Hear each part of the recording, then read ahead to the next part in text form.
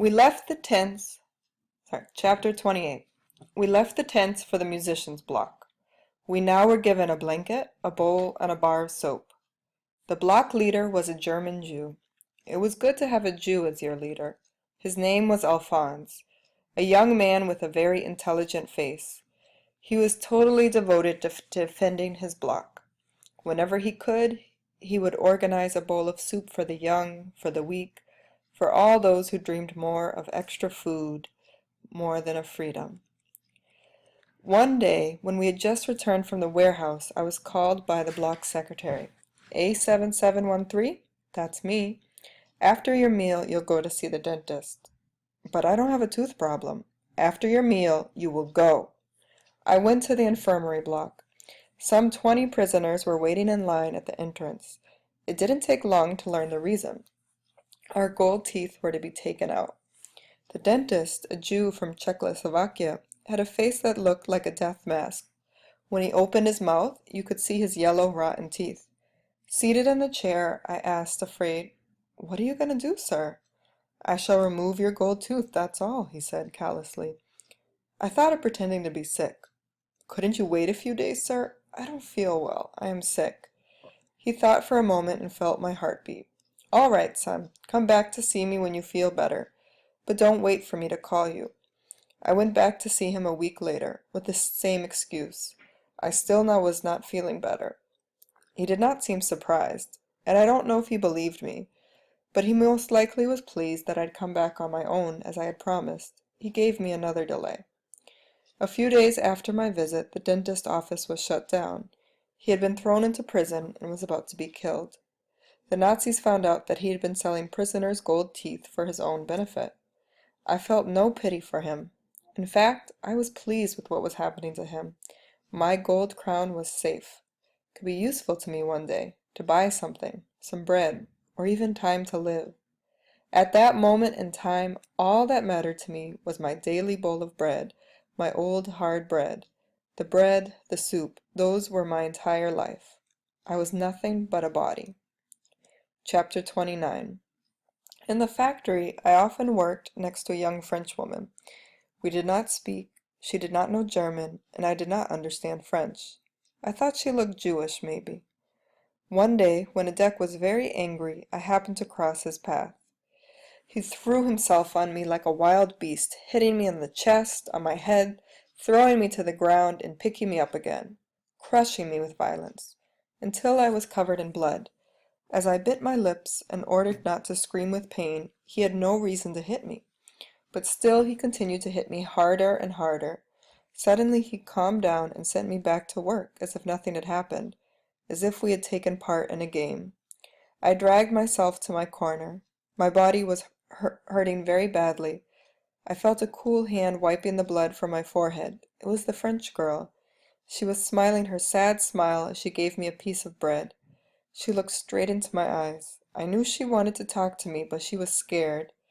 She looked like that for some time, and then she smiled, and she said in almost perfect German, "Bite your lips, little brother. Don't cry.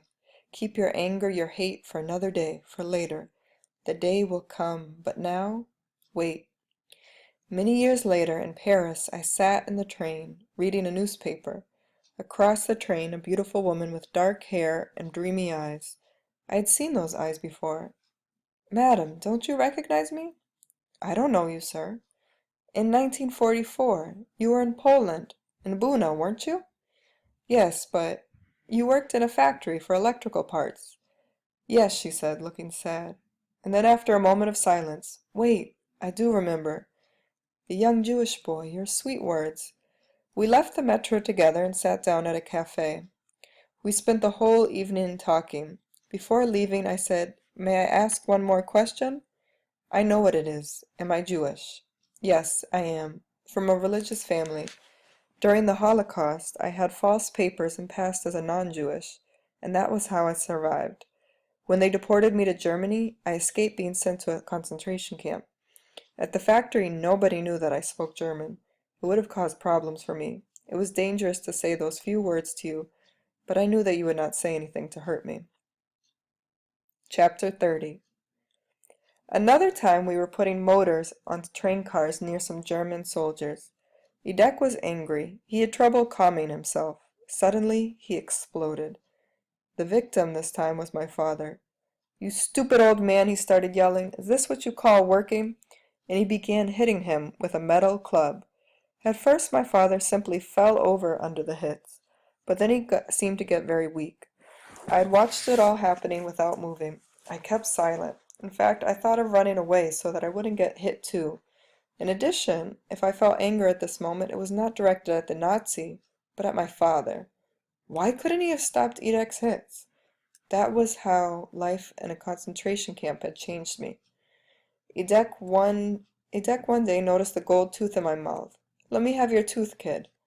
I answered that I could not because without that tooth I could no longer eat. "For what they give you to eat, kid?" I found another answer. My tooth had been listed in the register during the medical checkup. This could mean trouble for us both. "If you don't give me your tooth, you could die." His eyes were full of greed. I told him that I needed to get my father's advice. "Go ahead, kid, ask, but I want the answer by tomorrow." When I mentioned it to my father, he said, "No, my son, we cannot do this. He could kill me." "He won't do it, my son." Unfortunately, Edek took out his anger on my father. As we marched through the camp, left, right, he hit him. Left, right, he hit him again. This went on for 2 weeks. It was intolerable. We had to give in. That day, Edek burst into an evil laugh. "I knew it. I knew that I would win, kid. And because you made me wait, it will cost you some bread. Some bread for one of my friends, a famous dentist from Poland, to pay him for pulling out your tooth." "What? My bread, so that you can have my tooth?" Edek smiled. "What would you like, that I break your teeth by hitting your face?" That evening in the bathroom, the dentist from Poland pulled my tooth with the help of an old spoon.